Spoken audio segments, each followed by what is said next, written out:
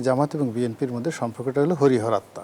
বিএনপির সব নেতারা বলতেন যে আমাদের সম্পর্কটা হলো একই মায়ের পেটের জড়োয়া ভাই। তাদের সঙ্গে এই যে নতুন যে বিরোধ সারা দেশের জাতিকে যথেষ্ট বিনোদন দিচ্ছে, লোকজন খুব খুশি। তাদের মধ্যে অনেক বন্ধুত্ব ছিল, বিশ্বাস ছিল, প্রেম ছিল, ভালোবাসা ছিল। মন্ত্রিত্ব শেয়ার করতে পারে, এটা যেন তেন সম্পর্ক নয়। আপনি তো এই বাংলাদেশ থেকে চলে গেছেন, আপনি তো আবার একটা সুসময়ে আসছেন, এসেই আপনি জয় করবেন, প্রধানমন্ত্রী হবেন। তো এইটা আসলে রাজনীতির স্যাক্রিফাইস না, জয়লাভের উদগ্র বাসনা। যে কোনোভাবে এখন যে গত 17 মাসে রাজনীতিতে বিএনপি এবং জামাতের মধ্যে যে বিরোধ হচ্ছে, এটা ছিল অপ্রত্যাশিত।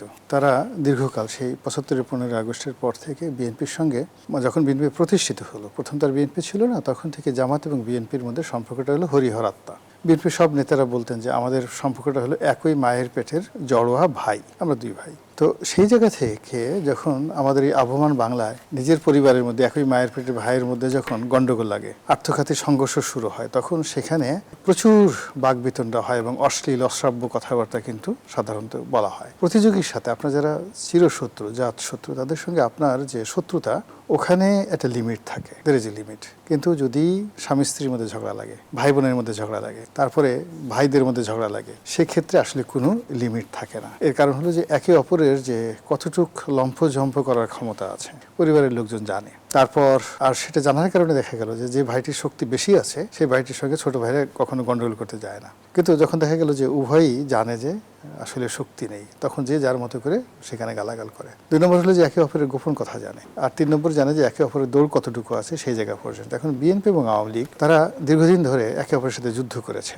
যুদ্ধ করার পর তাদের মধ্যে যে শত্রুতা, এগুলো একটা লিমিটেশন আছে। কি কি হতে পারে, কি কি বিএনপির বিরুদ্ধে আওয়ামী লীগ বলতে পারে, আওয়ামী লীগের মধ্যে কি কি হতে পারে, সেটা আমরা মোটামুটি জেনে গেছি সেই 80-র দশক থেকে আজ অবধি। নতুন করে বিএনপি কিছু বলতে পারবে না, আওয়ামী লীগও কিছু বলতে পারবে না। তো সেই অর্থে জামাতের সঙ্গে যারা জড়োয়া ভাই ছিল, তাদের সঙ্গে এই যে নতুন যে বিরোধ, এই বিরোধে যে সকল ভাষা, যে সকল শব্দ, যে সকল অঙ্গভঙ্গি, যে সকল চক্রান্ত, মানে এগুলো সারা দেশের জাতিকে যথেষ্ট বিনোদন দিচ্ছে। লোকজন খুব খুশি যে ঝগড়া লাগে তো এরকমই লাগা উচিত। আমাদের দেশে তো এমনি মানুষ ঝগড়াপ্রবণ মানুষ, তারা একে অপরের সঙ্গে দ্বন্দ্ব সংঘাত করে যখন দেখা যাচ্ছে যে দুটো পরিবার ঝগড়া করছে, অনেক মানুষ ঝগড়া না ফিরিয়ে তামসা দেখে, তাদের ভীষণ রকম ভালো লাগে। ঝগড়া তাদের একটা বিনোদন। তো এখন বিএনপি এবং জামাতের যে ঝগড়া, এটা তাদের অভ্যন্তরীণ যে বিষয়গুলো, একত্রে তারা গলাগলি ধরে ছিলেন, তাদের মধ্যে অনেক বন্ধুত্ব ছিল, বিশ্বাস ছিল, প্রেম ছিল, ভালোবাসা ছিল। মানে মন্ত্রিত্ব শেয়ার করতে পারে, এটা যেন তেন সম্পর্ক নয়। তো সেই সম্পর্কের কারণে কি হলো যে এখন হঠাৎ করে যখন এই ঝগড়াঝাটি হচ্ছে এবং অদ্ভুত অদ্ভুত সব কথাবার্তা, তারেক রহমান সাহেবের মতো মানুষ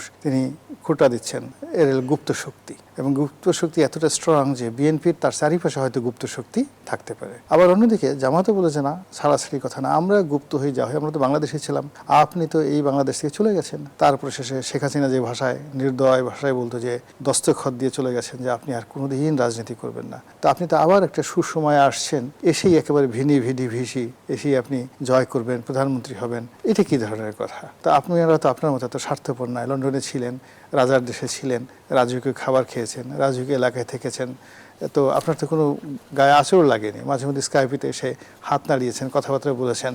তো এইটা আসলে রাজনীতির স্যাক্রিফাইস না। আমাদেরকে ধরে ধরে কত মানুষকে পিটিয়েছে ডিবি,